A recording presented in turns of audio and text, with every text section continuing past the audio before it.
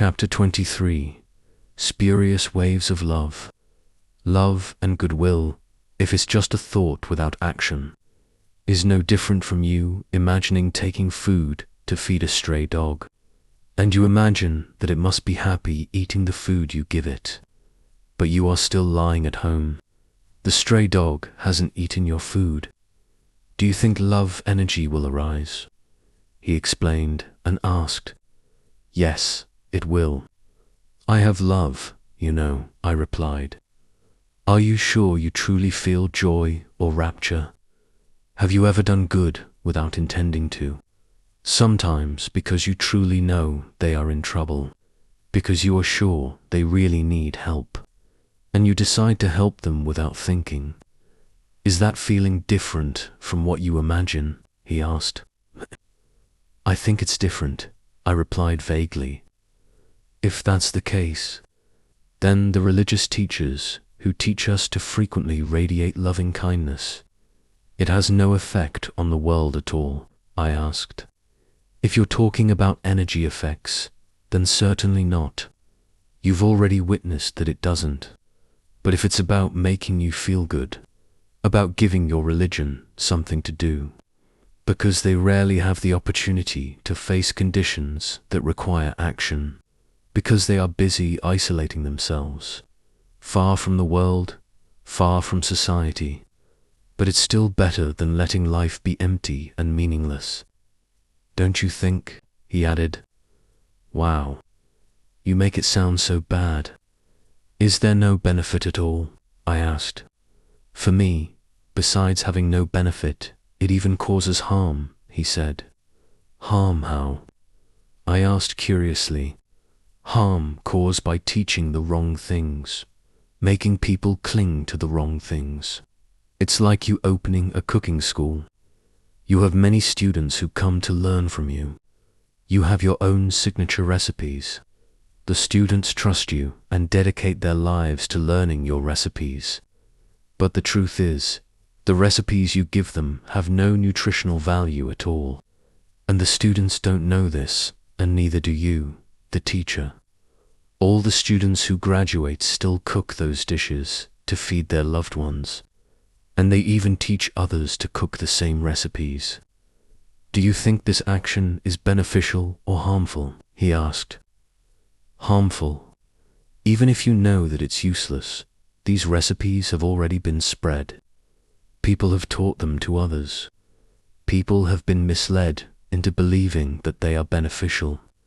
What will you do in this case? He continued to ask. I'll tell them that they are useless, I replied. Try telling that to the people who already believe in this, and see how they react to you, Foch said, in a tone that suggested he didn't believe I could correct this misunderstanding. Why do you say that?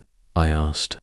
Beliefs, especially religious beliefs, are the hardest things to correct, because it's a clanging that people are unaware they are doing, because it's clinging to individuals instead of clinging to the truth, he explained.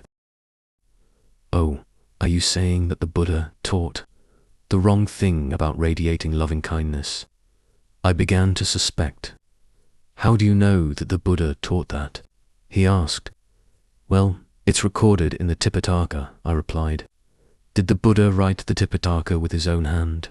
He continued. As far as I know, he didn't write it himself. It was probably written after he passed away, I replied.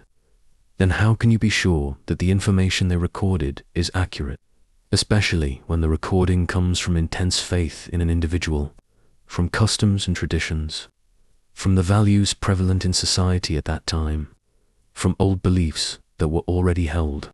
He elaborated. What do you mean? The more you explain, the less I understand.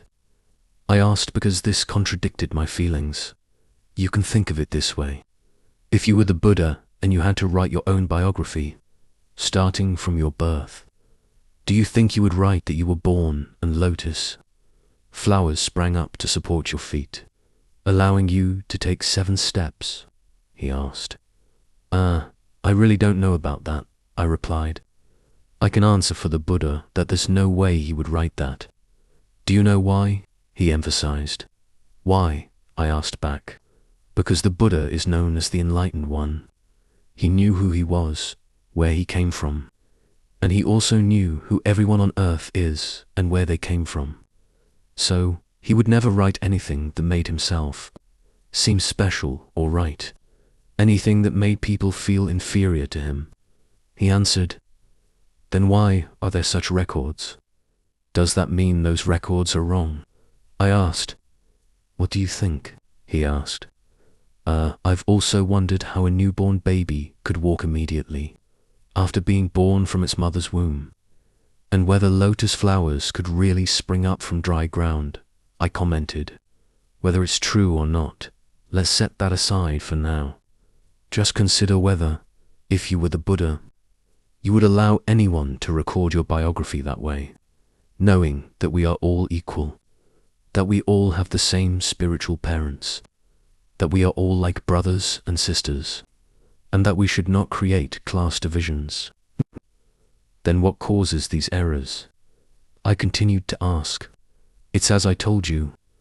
The people who wrote these biographies had great faith in your Buddha, so much so that they wanted to elevate him to someone superhuman, to create praise and adoration. These feelings often arise from the values or social customs of that time. And most importantly, these records are often mixed with old beliefs that are the roots of your original culture.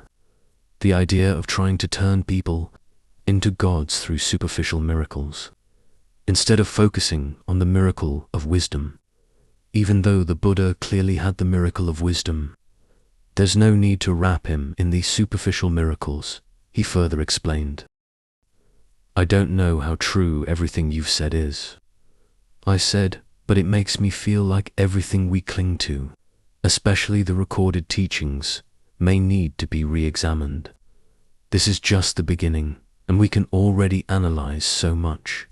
What about the rest? What will it be like? I told you before, only a few % of the truth will remain after it has passed through time and been embellished by human thought," he reiterated. "I'm starting to feel unsure about many things. What is true? What is false? I'm starting to get confused." I expressed my feelings. "Don't worry. I will gradually take you to see some things that few people have the opportunity to see. I will guide you through every nook and cranny of this world myself," he said with a sincerity that I could feel. "Thank you very much for your kindness," I replied. "Shall we continue?" He invited. "Yes, let's go." After speaking, he immediately led me into the emerald green matter in front of us. Once inside, I didn't feel any density or obstruction. On the contrary, it felt light and open, like entering outer space. But a green space with the shimmering sparkle of something indescribable. "Why do I feel so light and open like this?" I asked while traveling through the oxygen mass. "Because you have become one with it," he replied. "One with it how?" I asked. "It's like a fish that feels one with the water. It breathes in the water, it lives in the water, so it doesn't feel separate from the water.